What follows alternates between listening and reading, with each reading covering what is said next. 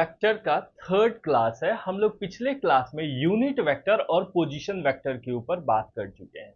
आज हम लोग उसी यूनिट वेक्टर के ऊपर कुछ क्वेश्चन अटेम्प्ट करेंगे, फिर उसके बाद डिस्प्लेसमेंट वेक्टर और वेक्टर्स के टाइप्स के ऊपर बात करेंगे। आप लोग भी कॉपी वगैरह निकाल लीजिएगा और मेरे साथ साथ ही इस प्रॉब्लम को सॉल्व करते हुए चलिएगा। बहुत बेसिक है, बहुत बेसिक से ही बात करेंगे। मेरा क्वेश्चन ये है जो आपको मैग्नीट्यूड और यूनिट वेक्टर लिखना है सबका। तो right magnitude magnitude and unit vector of the following vectors okay. First question मेरा ये है, हमने आपको ए वेक्टर दिया है और हम बोल रहे हैं 4i cap plus 7j cap है आपके पास। आपको इसका मैग्नीट्यूड और यूनिट वेक्टर निकालना है। मैग्नीट्यूड कैसे निकालते हैं? ए के दोनों साइड हम डंडा लगाते हैं जिसको हम मॉड बोलते हैं और इन दोनों को स्क्वायर कर देते हैं।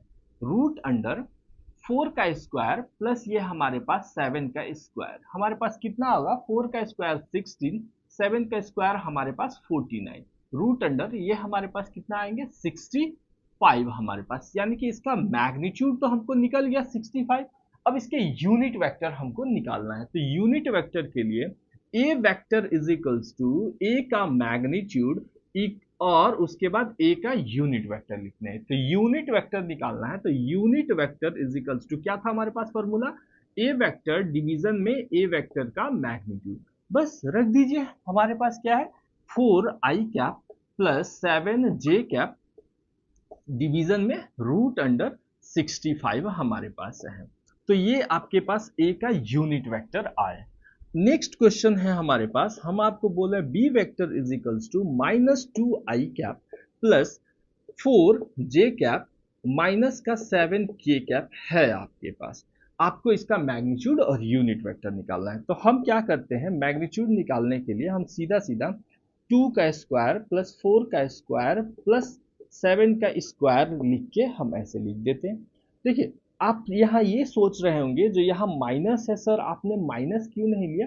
क्योंकि देखिए, आप कोई भी का स्क्वायर करेंगे तो प्लस ही हो जाएंगे, तो इसलिए हम यहाँ माइनस नहीं लिए।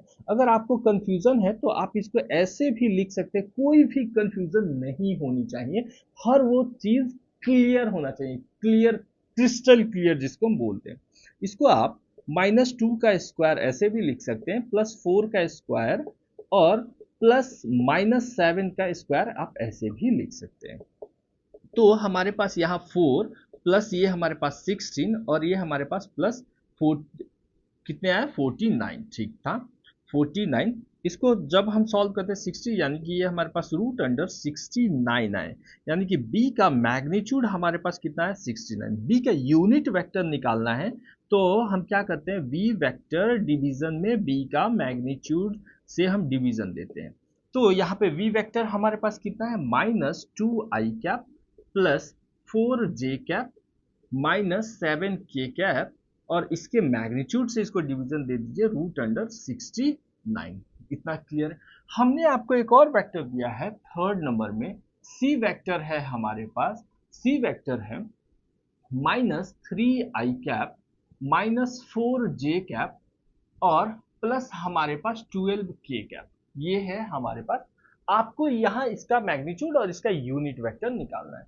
तो इसका मैग्नीट्यूड कैसे निकालेंगे? c magnitude is equals to सबका स्क्वायर कर दीजिए, 3 का स्क्वायर प्लस 4 का स्क्वायर और ये रहा प्लस 12 का स्क्वायर हमारे पास। तो हमारे पास 9 प्लस ये रहा हमारे पास 16 प्लस ये रहा 144। तो सॉल्व करिए, कितना आ रहा है? 169 हमारे पास आ गए। और 169 ये कोई रूट रूट होता है क्या? किसी का स्क्वायर होता है? बिल्कुल होता है। 13 का हमारे पास होते हैं, तो हम इसको लिख सकते हैं 30। इतना तो हो गया। इसका यूनिट वेक्टर निकालना है तो c unit vector is equals to हमारे पास c vector minus 3i cap minus 4j cap plus 12 का k कैप है हमारे पास और यहाँ पे हमारे पास 13। सर यहाँ पे आपने यूनिट वेक्टर भी निकाल दिया, लेकिन आप हमेशा ये बोलते थे यूनिट वेक्टर का जो वैल्यू होती है वो 1 होती है। आप एक करके बताइए जो क्या इसकी वैल्यू 1 हो रही है क्या। चलिए ट्राई करते हैं। ये सी यूनिट वेक्टर का अगर हम मैग्नीट्यूड लेंगे तो ये हमारे पास कैसे लिख सकते हैं इसको, -3/13 का होल स्क्वायर हम लिख सकते हैं, प्लस -4/13 का होल स्क्वायर क्या लिख सकते हैं हम यहाँ पे, और यहाँ पे जो है प्लस 12 का होल स्क्वायर, मतलब 12/13 का होल स्क्वायर हम ऐसे लिख सकते हैं। तो इसके लिए आप क्या करेंगे, 9 और ये रहा 169 प्लस ये रहा 4 का 16 और ये रहा 169 प्लस ये रहा 12 का 144 और ये रहा 169।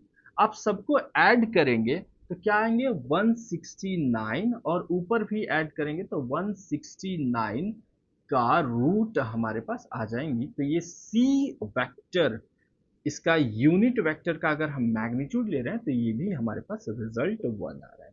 तो ये हमारे पास तो बेसिक टर्म इतना है हमारे पास। तो ये हमने 3 क्वेश्चन जो आपको बेसिक नॉर्मल मैग्नीट्यूड कैसे निकालेंगे और यूनिट वेक्टर कैसे निकालेंगे इसके बारे में बात किया। नेक्स्ट हमारे पास है क्वेश्चन नंबर 4। हम आपको क्या बोल रहे हैं, जो ए वेक्टर है आपके पास फिर से, और हम आपको दे रहे हैं 3i cap plus 4j cap और प्लस 12k कैप, ठीक है। और एक और वेक्टर दे रहे हैं b vector is equals to आपके पास 2i cap plus 2j cap ही दे रहे हैं, प्लस हमारे पास 2k कैप ही दे रहे हैं। हमने आपको ये दोनों वेक्टर दिए और हम आपसे पूछ रहे हैं जो ए वेक्टर का मैग्नीट्यूड बताइए नंबर 1, बी वेक्टर का मैग्नीट्यूड बताइए नंबर 2, उसके बाद ए वेक्टर प्लस बी वेक्टर हमको जोड़ के बताइए कितना होगा, उसके बाद ए वेक्टर प्लस बी वेक्टर का मैग्नीट्यूड कितना होगा ये बात बताइए। फिर उसके बाद नेक्स्ट हमारे पास ए वेक्टर माइनस बी वेक्टर हमारे पास कितना होगा ये बताइए। नेक्स्ट हमारे पास ए वेक्टर माइनस बी वेक्टर का मैग्नीट्यूड कितना होगा ये। नेक्स्ट हमारे पास ए वेक्टर का मैग्नीट्यूड प्लस बी वेक्टर का मैग्नीट्यूड को ऐड करके बताना है आपको। ए वेक्टर का मैग्नीट्यूड माइनस बी वेक्टर, अब ये बी वेक्टर का मैग्नीट्यूड आपको इतना हमें बताना है। तो आप बता सकते हैं, बताइए। सबसे फर्स्ट में इसका मैग्नीट्यूड लिखेंगे तो इसका मैग्नीट्यूड हमारे पास कितना आएगा, 3 का स्क्वायर प्लस हमारे पास 4 का स्क्वायर प्लस हमारे पास 12 का स्क्वायर। तो 3 का 9 प्लस ये रहा 16 प्लस ये रहा 144, यानी कि इसका जो मैग्नीट्यूड आया आपके पास वो कितना आया आपके पास, रूट अंडर, ये रूट में है, रूट अंडर 169 और 169 हमारे पास 13, यानी कि ए वेक्टर का जो मैग्नीट्यूड है वो हमारे पास 13 आया first. Second number B vector है, बी वेक्टर में हमें आपको इसका मैग्नीट्यूड बताना है। तो क्या है हमारे पास 2 का स्क्वायर प्लस ये रहा 2 का स्क्वायर प्लस ये हमारे पास 2 का स्क्वायर। तो हमारा जो रिजल्ट है 4 प्लस 4 प्लस 4, ये हमारे पास 12 आए, रूट अंडर 12। और रूट अंडर 12 हम कैसे निकालते हैं, यहाँ पर 12 है और 2 से डिवीजन देंगे तो आपके पास 6 आएगा और 2 से डिवीजन देंगे यानी कि 3। इसको हम ये भी लिख सकते हैं 2√3। होप समझ में आया होगा। अब हमको क्या करना है, इस वाले वेक्टर को, ए वेक्टर और बी वेक्टर को ऐड करना है। तो देखिए जब हम वेक्टर को ऐड करते हैं तो आई वाले को आई के साथ ऐड करते हैं, जे वाले को जे के साथ ऐड करते हैं और के वाले को के के साथ हम ऐड करते हैं। तो इन दोनों को आप ऐड कर दीजिए। जैसे ही दोनों को ऐड करेंगे, लिख लीजिए पहले 3i cap A vector plus ये रहा 4j कैप प्लस हमारे पास 12k कैप है, ऐड करिए 2i कैप प्लस हमारे पास 2j कैप प्लस हमारे पास 2k कैप है। तो 3 2 5 i cap, 4 2 plus 6j cap, 12 2 14k cap, इतना हो गया आपके पास। अच्छा, 14 की कैप हो गया, ये आपके पास a प्लस बी वैक्टर आ गया। अब हम a प्लस बी वैक्टर का मैग्नीट्यूड के ऊपर हम बात कर रहे हैं, तो इसके लिए हमारे पास कितना होगा, रूट ले लीजिए 5 का स्क्वायर प्लस 6 का स्क्वायर प्लस ये हमारे पास 14 का स्क्वायर हमारे पास। तो इसके लिए हम कितना लिख सकते हैं, 14 ये हमारे पास 25 और ये हमारे पास 36 और ये हमारे पास 14 का स्क्वायर हमारे पास कितना होता है, हमारे पास 13 का हमारे पास 169 होते हैं। 14 नहीं अगर याद है, हमको तो याद नहीं है भाई, तो हम निकाल लेते हैं। 4 में अगर मल्टीप्लाई करते हैं तो 16, हाथ में 1 4, ये रहा 4 और ये 4 और एक ऐड कर देंगे, ये हमारे पास 5 आ जाएंगे। 1 से करेंगे तो ये 4 और ये रहा हमारे पास 1 ऐड कर देते हैं 6 और ये रहा 4 6 और ये रहा 96 और ये रहा 1, यानी कि 196। हमें रियलिटी में हमको याद नहीं था, ठीक है। तो ये जब हम इसको स्क्वायर करेंगे तो अब इसको आप ऐड करके आप हमको आंसर कमेंट में बता दीजिएगा। नेक्स्ट हम क्या करते हैं, ए वेक्टर और माइनस बी वेक्टर को हम लिखते हैं, इसको इरेज कर दें। ए वेक्टर और माइनस बी वेक्टर को हमको करना है, तो अब आपने यहाँ पे फर्स्ट में कंफ्यूजन ना हो, आप पहले लिख लीजिए 3 i कैप, क्योंकि ये हमको ना जरूरत पड़ेंगे। आप जब क्रॉस प्रोडक्ट या डॉट प्रोडक्ट में जाएंगे तो वहां आपको मल्टीप्लाई करने के लिए भी कैसे करेंगे, या फिर दो वेक्टर है जोड़ना घटाना वो कैसे करेंगे, यही से आएगा आपके पास।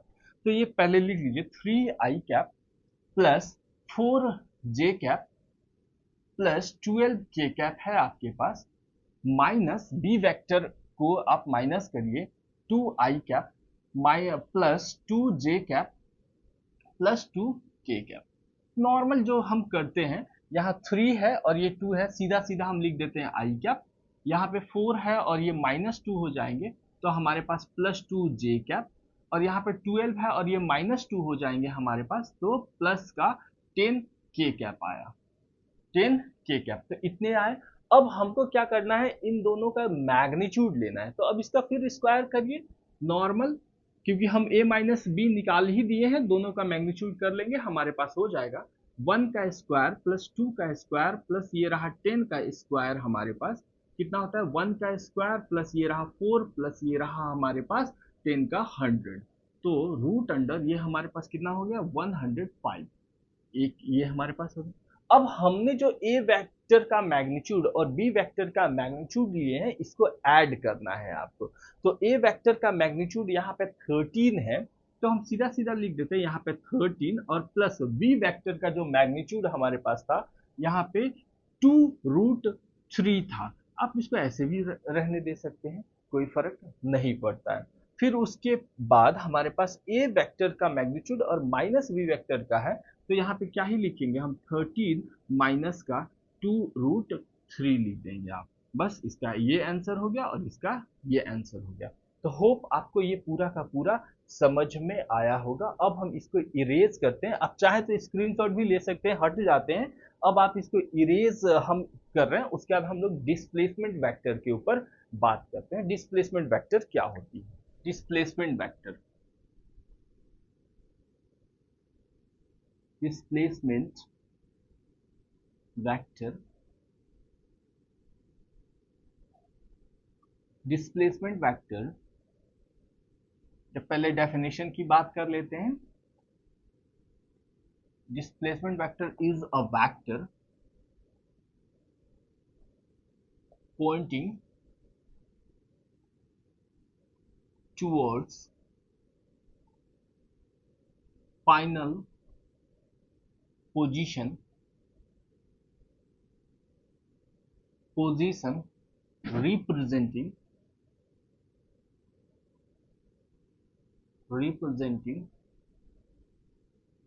the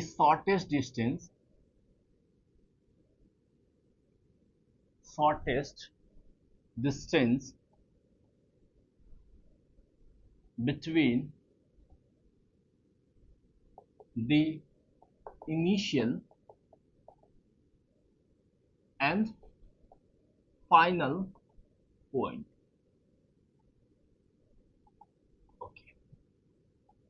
डिस्प्लेसमेंट वेक्टर हम किसे बोल रहे हैं, देखिए शॉर्टेस्ट डिस्टेंस होना चाहिए, दो वेक्टर के बीच में जो शॉर्टेस्ट डिस्टेंस आएंगे उसी को हम डिस्प्लेसमेंट वेक्टर बोलते हैं। हम लोग डिस्प्लेसमेंट के ऊपर बहुत डीप में बात करेंगे जब हम लोग मोशन इन वन डायमेंशन के बारे में जब बात करेंगे, तो पूरा डीप में, पूरा उसमें लगता है मेरा एक वीडियो ही चला जाएगा, इतने डीप में हम लोग बात करेंगे डिस्प्लेसमेंट के ऊपर। यहाँ पे हम ग्राफ के मार्फत समझते हैं क्या बोल रहे हैं। मान लीजिए ये हमारे पास एक्स एक्सिस है और ये हमारे पास वाई एक्सिस है और ये हमारे पास जेड एक्सिस है। कोई एक वेक्टर है हमारे पास जो कि r1 वेक्टर के नाम से हम बता रहे हैं, और कोई एक वेक्टर है यहाँ पे r2 वेक्टर के नाम से हम इसे इंडिकेट कर रहे हैं। हमने कोई एक पॉइंट दे दिए हैं 2, 2, 2 और यहाँ पे हम दे रहे हैं 3, 4, 5। ठीक है, अब वेक्टर है तो आप समझिएगा i लिखे हैं, j लिखे हैं और k लिखे हैं हमारे पास। अब इसके बीच में डिस्प्लेसमेंट हमको बताना है कितना हुआ होगा। तो डिस्प्लेसमेंट में आपको कुछ नहीं करना है, इनिशियल पोजीशन से लेकर फाइनल पोजीशन पे एक स्ट्रेट लाइन ड्रॉ कर दीजिए। वो जो होगा वो उसका डिस्प्लेसमेंट होगा, क्योंकि उसके शॉर्टेस्ट जो पाथ है हम उसी को डिस्प्लेसमेंट बोल रहे हैं हमारे पास। तो ये रहा हमारे पास इनिशियल पॉइंट और ये रहा फाइनल पॉइंट। यहाँ से आप एक स्ट्रेट लाइन ड्रॉ करिए इनिशियल पॉइंट से फाइनल पोजीशन। ये हमारे पास, इसको हम डेल आर बोल रहे हैं, यानी कि चेंज इन डिस्प्लेसमेंट हम इसको लिखते हैं। अब इसको हम लिखते कैसे हैं, ये del R vector is equals to r2 minus r1 vector करते हैं। ये r2 जो है हमारे पास फाइनल पोजीशन है, हमारे पास फाइनल पोजीशन है हमारे पास, और ये है हमारे पास इनिशियल पोजीशन। कोई पार्टिकल होगा इनिशियल पॉइंट पे होगा उस इनिशियल पोजीशन। ठीक है, अब इसको ये डेल आर निकालना है तो हम कैसे निकालते हैं, हम फाइनल माइनस इनिशियल करते हैं। Final vector minus initial vector हम करते हैं। कैसे सर, करके दिखाइए। ये आपके पास वेक्टर के टर्म में लिखे तो ये हमारे पास क्या हो सकता है, 3i cap plus 4j cap plus हमारे पास 5k cap minus 2i cap plus 2j cap और प्लस 2k कैप है हमारे पास। ठीक है, अब हमारे पास दोनों में चेंज कितना आया, तो चेंज करने 3i cap plus 4j cap plus 5k cap और ये माइनस से मल्टीप्लाई करिए 2i cap minus 2j cap minus का 2k कैप आपके पास है। तो 3 में 2 जाएगा तो 1i कैप, 4 में 2 जाएगा तो प्लस 2j कैप, 5 में 2 जाएगा तो यहाँ प्लस 3k कैप। तो यानी कि ये जो डेल आर जो है हमारे पास, वो हमारे पास कितना आया, i प्लस 2 प्लस 3। इसका मतलब क्या है, देखिए इसका मतलब है 2 कहने का मतलब कोई एक पार्टिकल होगा जो x में चला होगा 2, 1, 2, फिर उसके बाद y में चला होगा 1, 2, फिर उसका z में चला होगा 1, 2। ये पार्टिकल ये ओरिजिन से यहाँ पे है। ठीक, अब यहाँ पे है तो अब बताइए ये यहाँ पे है तो 2 से 3 पे जाना है इसको। x में पहले तो 2 पे था, अब 3 पे गया, तो 2 से 3 में जाना है तो एक ही कदम में चलना होगा। देखिए 1, यहाँ पे 2, पहले वो 2 पे था y में, उसको 4 पे जाना है तो 2 ही स्टेप, 3, 4 जाएगा कि नहीं जाएगा। देखिए 2, और यहाँ पे 2 पे पहले ही था z में, और यहाँ उसको z में 5 जाना है तो कितना स्टेप चलेगा, यानी कि 3 स्टेप चलेगा। तो ये हमारे पास 3। और आप इसका भी अगर यूनिट वेक्टर या मैग्नीट्यूड निकालना चाहते हैं तो ये डेल आर वेक्टर का मैग्नीट्यूड निकालेंगे तो रूट अंडर 1 का स्क्वायर प्लस 2 का स्क्वायर प्लस ये हमारे पास 3 का स्क्वायर, तो ये हमारे पास 1 का स्क्वायर 1 प्लस 4 प्लस ये हमारे पास 9, तो यानी कि ये हमारे पास रूट अंडर कितने आए हमारे पास 14। तो यानी कि इसकी मैग्नीट्यूड जो है वो हमारे पास कितना आया, 14। होप समझ में आया होगा। इसका अगर यूनिट वेक्टर आपको निकालना है तो डेल आर वेक्टर का, ये आर डेल आर वेक्टर का कैसे यूनिट वेक्टर हम निकालेंगे यहाँ पे, इसके लिए आप सिंपल ये क्या कर सकते हैं, r2 माइनस r1 वेक्टर और इसके बाद यहाँ पे r2 माइनस r1 वेक्टर का मैग्नीट्यूड, यही तो कर रखे हैं ना हम लोग। पहले दूसरे को घटाएं, आया हमारे पास रिजल्ट, और ये सीधा सीधा हम लोग इसको लिख दिए। तो यहाँ पे आप लिख सकते हैं आई कैप प्लस 2 जे कैप प्लस ये हमारे पास 3 के कैप, और ये हमारे पास मैग्नीट्यूड जो आया इसके पास √14 डेल डेल आर का यूनिट वेक्टर क्या है हमारे पास, यूनिट। होप आपको समझ में आया होगा। ठीक है, एक और इसके एग्जांपल लेते हैं। हमारे पास एग्जांपल नंबर 2 हमारे पास क्या है, हमारे पास कोई पार्टिकल है, वो पहले यहाँ पे है। अब हम तो यहाँ ओरिजिन से बात कर रहे थे, लेकिन अब जो है ये पार्टिकल जो है, हम इसका कोऑर्डिनेट अगर सिस्टम लिखना चाहें तो ये 1,3,4 पे है। ठीक है, और ये यहाँ पे पहुंचे हैं, जिसको हम नाम दे रहे हैं, ये रहा ए और ये रहा बी, और ये यहाँ पे पहुंचे हैं 3, 4 और ये रहा 5 के ऊपर ये पहुंचे। तो आप इसका डिस्प्लेसमेंट वेक्टर निकाल के बताइए और इसके यूनिट वेक्टर निकाल के बताइए। तो इसका डिस्प्लेसमेंट वेक्टर हम कैसे निकालेंगे, हम अगर ए वेक्टर ए से लेकर बी वेक्टर का डिस्प्लेसमेंट निकालेंगे तो हमको फाइनल माइनस इनिशियल करना है। तो ये रहा हमारे पास फाइनल, तो यानी कि बी वेक्टर माइनस ये रहा ए वेक्टर, तो ये वाला हिस्सा जो है ये इनिशियल पॉइंट है आपके पास, और ये वाला जो हिस्सा है ये आपके पास फाइनल पॉइंट है आपके पास। अब माइनस कर दीजिए, तो कैसे करेंगे हम लोग, लिखिए यहाँ पे पहले क्या है हमारे पास 2i cap B vector plus ये रहा 4j कैप प्लस ये हमारे पास 5k कैप, और ए वेक्टर में हमारे पास 1i कैप यानी कि i लिख सकते हैं, प्लस ये हमारे पास 3j कैप लिख सकते हैं, और ये हमारे पास प्लस 4k कैप लिख सकते हैं। तो ये हमारे पास कितना आया, सीधा सीधा लिखिए 2i cap plus 4j cap plus 5k cap और माइनस आई कैप प्लस ये हमारे पास माइनस आई कैप और माइनस 3j कैप और माइनस हमारे पास 4k कैप। सॉल्व करिए, कितना आएगा 1i कैप, और इसको सॉल्व करिए माइनस प्लस जे, और इसको सॉल्व करिए सब हमारे पास प्लस के कैप। यानी कि पहले 1 पे था तो ये 2 पे जाएगा तो 1 ही कदम न चलना पड़ेगा, पहले 3 पे था 4 पे जाएगा तो इसको भी 1 ही स्टेप न चलना पड़ेगा, पहले 4 पे था और 5 पे गया है तो इसको 1 ही स्टेप चलना पड़ेगा ना। तो इसीलिए इसका आई कैप जे कैप और के कैप आए हैं हमारे पास, ए बी वेक्टर हमारे पास ये आया। इसका मैग्नीट्यूड हमारे पास 3 आ जाएंगे, सीधा ए बी वेक्टर का मैग्नीट्यूड लेंगे तो रूट अंडर सीधा सीधा 3 आ जाएगा। यूनिट वेक्टर लिख देते हैं, इसके भी लास्ट टर्म है यूनिट वेक्टर लिखना है, तो आई कैप प्लस जे कैप प्लस हमारे पास के कैप और ये हमारे पास रूट अंडर 3 इतना है। अब हमारे पास इसका जनरल फॉर्म बताइए सर। तो हम लोग जनरलाइज फॉर्म के बारे में बात कर रहे हैं।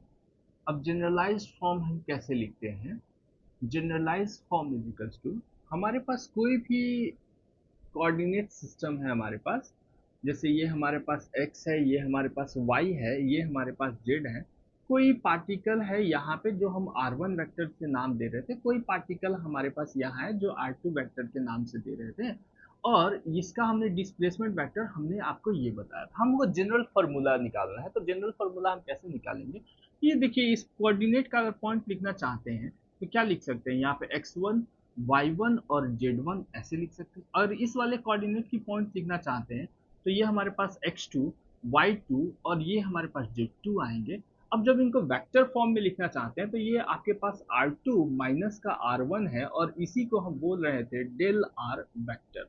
तो डेल r वेक्टर आपको लिखना है तो हम क्या करते हैं, फाइनल माइनस इनिशियल करते हैं।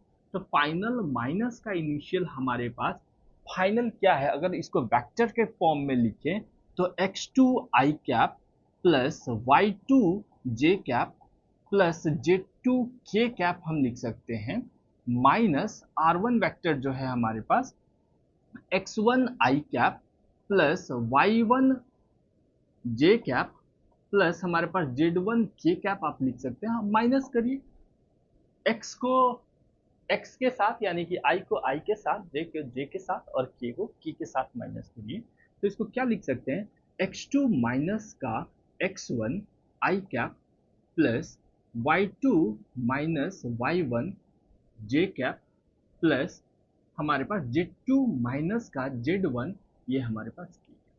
ये आपके पास डेल आर वेक्टर निकल गया है ए, ये आया। इसके बाद इसका मैग्नीट्यूड लेना है आपके पास, तो मैग्नीट्यूड के लिए हम क्या कर रहे थे, इस सब का स्क्वायर कर रहे थे। तो हम क्या लिख सकते हैं, x2 माइनस का x1 का whole square plus y2 minus y1 का होल स्क्वायर प्लस ये हमारे पास z2 माइनस z1 का होल स्क्वायर। हम यही तो कर रहे थे, देखिए हम हर फॉर्म में तो यही तो कर रहे थे पूरा सारा चीज। यहाँ पे इसके हम मैग्नीट्यूड लेकर यहाँ पे हम स्क्वायर ही तो कर रहे थे, यही है। अब जब यूनिट वेक्टर हमको निकालना है, तो यूनिट वेक्टर के लिए हम क्या कर रहे थे, del R is equals to, अब ये पूरा का पूरा जनरलाइज फॉर्म लिखिए यहाँ पे, x2 माइनस x1 का आई cap plus y2 minus y1 का जे कैप प्लस ये रहा हमारे पास z2 माइनस z1 का हमारे पास के कैप, ये पूरा का पूरा ऊपर वाला वेक्टर।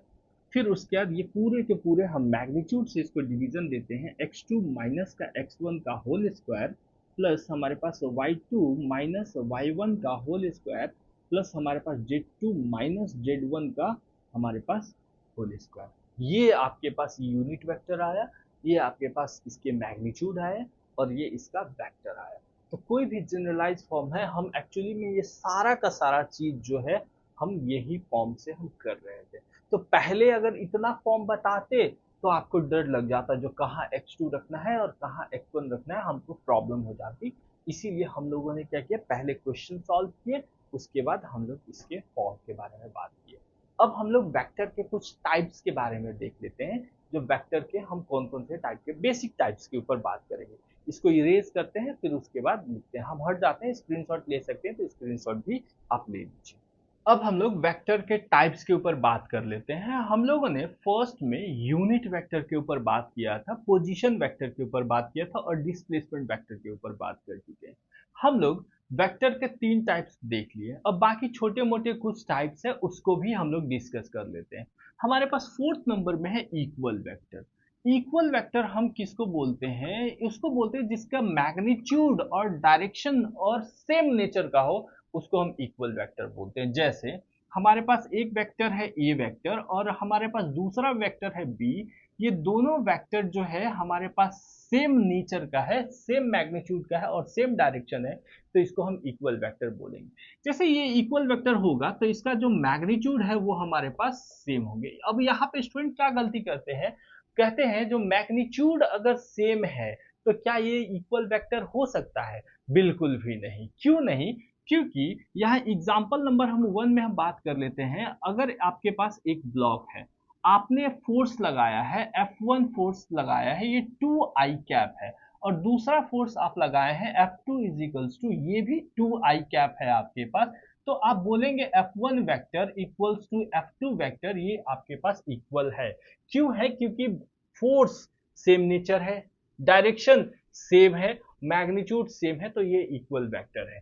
लेकिन इसी कंडीशन को अगर हम चेंज करें, हमारे पास एक ब्लॉक है और यहाँ पे आपने फोर्स लगाया है 2i कैप, यानी कि मैग्नीट्यूड और डायरेक्शन दोनों है, और यहाँ पे वेलोसिटी इज इक्वल्स टू, ये भी आपके पास 2i कैप है, ये भी वेक्टर है, तो यहाँ F1 वेक्टर, ठीक है, मैग्नीट्यूड तो सेम है आपके पास v वेक्टर के साथ, लेकिन ये जो है डायरेक्शन सेम है, लेकिन यहाँ नेचर सेम नहीं है, तो इसको हम इक्वल वेक्टर नहीं बोलेंगे हम, ठीक है। नेक्स्ट तो हम इसको लिखेंगे कैसे, two vectors a and b vector are said to be equal, said to be equal when they have same magnitude, same direction and same nature are called equal vector। Next है हमारे पास 5 number में negative vector.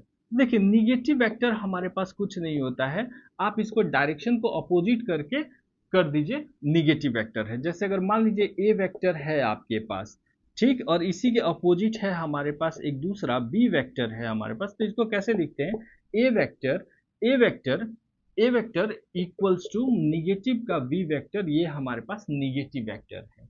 हमारे पास magnitude इसका same होना चाहिए, direction इसका opposite होना चाहिए, और नेचर जो है वो हमारे पास सेम होना चाहिए, तो इसको हम निगेटिव वेक्टर बोलेंगे। नेक्स्ट है हमारे पास 6 नंबर में पैरेलल वेक्टर।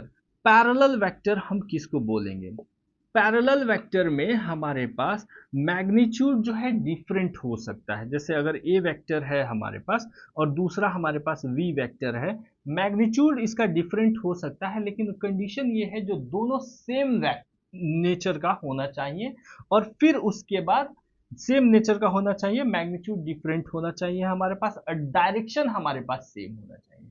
तो इसको हम बोलेंगे ए वेक्टर पैरेलल हमारे पास बी वेक्टर। ये हमारे पास पैरेलल कंडीशन क्या है, जो इसका थीटा इज इक्वल्स टू हमारे पास 0 डिग्री होनी चाहिए, तो इसको हम पैरेलल वेक्टर बोलेंगे। एंटी पैरेलल 6 नंबर, ये 7 नंबर हमारे पास क्या है, anti parallel. Anti parallel vector में हमारे पास वेक्टर, इसके पास जो है ना मैग्नीट्यूड तो डिफरेंट हो सकता है, लेकिन इसका डायरेक्शन जो है अपोजिट होना पड़ा। जैसे अगर मान लीजिए ये ए वेक्टर है और ये हमारे पास बी वेक्टर है, तो इसका जो डायरेक्शन है ये हमारे पास अपोजिट है, तो इसके लिए हम बोल सकते हैं जो ये हमारे पास एंटी पैरेलल वेक्टर है, और इसका जो एंगल है वो हमारे पास 180 डिग्री हमारे पास होंगे, तो इसको हम एंटी पैरेलल वेक्टर बोलते हैं। नेक्स्ट हमारे पास आता है हमारे पास जीरो वेक्टर। ये हमारे लिए बहुत ज़्यादा इंपॉर्टेंट है। जीरो वेक्टर कहने का मतलब क्या होता है, इसका जो मैग्नीट्यूड है वो हमारे पास जीरो होते हैं, मैग्नीट्यूड जीरो होता है। कब ये जीरो होंगे, जैसे अगर एक ब्लॉक है हमारे पास, यहाँ हमने फोर्स लगाया है F1 फोर्स है 2 आई कैप, और यहाँ भी हमने फोर्स लगाया है F2 फोर्स है, ये हमारे पास 2 आई कैप है, हमारे पास 2 आई कैप है, लेकिन क्या है ना दोनों का डायरेक्शन तो आप देख ही रहे हैं, तो ये जो है ये निगेटिव वेक्टर है। अब जब एफ नेट जोड़ेंगे, एफ नेट की बात करेंगे, तो आपके पास क्या आएगा, F1 माइनस का ये F2 आ जाएंगे हमारे पास, तो ये हमारे पास जीरो वेक्टर हमारे पास आते हैं, तो इसको हम जीरो वेक्टर। अच्छा, तो ये जब जीरो वेक्टर होगा तो इसका जो डायरेक्शन जो है वो डिफाइंड नहीं होते हैं, direction are not defined, direction are not defined, defined, direction are not defined. Next है हमारे पास हम लोग जीरो वेक्टर की बात कर लिए। नेक्स्ट हमारे पास को इनिशियल वेक्टर है, को इनिशियल, को इनिशियल वेक्टर। को इनिशियल वेक्टर हम किसको बोलते हैं, जैसे दो वेक्टर है और दोनों एक ही पॉइंट पे अगर उसका टेल टेल मिल रहा है, एक ही पॉइंट से वो स्टार्ट हो रहे हैं, तो उसको हम को इनिशियल वेक्टर बोलते हैं। जैसे अगर हमारे पास ए वेक्टर है और ये हमारे पास एक ही पॉइंट पे है, ये हमारे पास यहाँ से स्टार्ट हो रहे हैं बी पॉइंट, तो ये इसको हम को इनिशियल वेक्टर बोलते हैं। को इनिशियल के मतलब क्या है, जो टेल टेल दोनों को मीट कर रहा है, तो इसको हम को इनिशियल बोलते हैं। एक ही पॉइंट से दोनों अलग अलग जगह पे जा रहे हैं, को इनिशियल वेक्टर। नेक्स्ट है हमारे पास 10 नंबर में को प्लेनर वेक्टर। को प्लेनर, प्लेनर का मतलब आप समझ ही रहे हैं, जो ये एक प्लेन में लाइक कर रहा होगा उसको हम को प्लेनर बोलते हैं। जैसे अगर मान लीजिए ये हमारे पास अगर ये एक्स एक्सिस है, वाई एक्सिस और Z axis, X axis, Y axis और जेड एक्सिस, आपको पता है ना प्लेन दो होते हैं हमारे पास, दो एक्सिस के बीच में लाइक करता है, उसको हम प्लेन बोलते हैं। तो इसको क्या बोलते हैं, एक्स वाई प्लेन बोलते हैं। आप इसको क्या बोलते हैं, वाई जेड प्लेन बोलते हैं। इसको क्या बोलते हैं, एक्स जेड प्लेन बोलते हैं।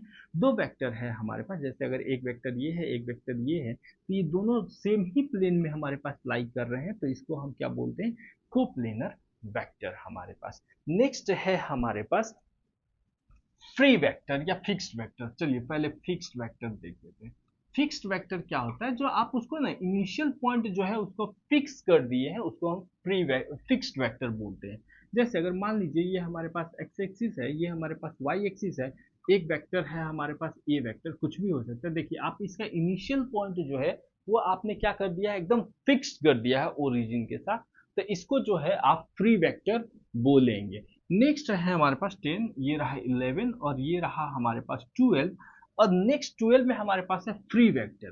फ्री वेक्टर हम किसको बोलते हैं? Free vector. फ्री वेक्टर हम उसको बोलते हैं, जैसे अगर हमारे पास डिस्प्लेसमेंट हो गया, ये हमारे पास फ्री वेक्टर है।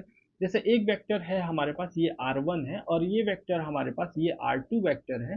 तो अब यहाँ से ये वाला जो है इनिशियल पॉइंट से लेकर फाइनल पॉइंट तक स्ट्रेट लाइन जोड़ने हैं, तो डिस्प्लेसमेंट वेक्टर होता है। तो ये वेक्टर जो है r2 माइनस का ये r1 वेक्टर है, तो इसको हम डेल r के नाम से हम इंडिकेट कर रहे थे। तो ये देखिए ये वाला वेक्टर है, आप उठा के यहाँ भी ला सकते हैं, उठा के यहाँ भी ला सकते हैं, उठा के यहाँ भी ला सकते हैं, उठा के यहाँ भी ला सकते हैं, बिना उसके एंगल चेंज किए और उसके मैग्नीट्यूड को चेंज किए। तो आपके पास क्या है ना, ये फ्री वेक्टर है, मतलब आप इसको एक जगह से दूसरी जगह आप ले जा सकते हैं। और भी हमारे पास वेक्टर है को इनिशियल, को प्लेनर, को टर्मिनस। एक हमारे पास लास्ट है हमारे पास 13 नंबर को टर्मिनस वेक्टर। को टर्मिनस वेक्टर हम किसको बोलते हैं? देखिए को टर्मिनस वेक्टर बोलते हैं जैसे बहुत सारे वेक्टर जो है एक ही पॉइंट पे आके टर्मिनेट हो जा रहे हैं, उसको हम को टर्मिनस बोलते हैं। जैसे अगर मान लीजिए ए वेक्टर एक है, ये हमारे पास ए वेक्टर है, ये हमारे पास बी वेक्टर है, ये हमारे पास सी वेक्टर है, ये हमारे पास डी वेक्टर है, ये हमारे पास ई वेक्टर है, ये हमारे पास मान लीजिए एफ वेक्टर है।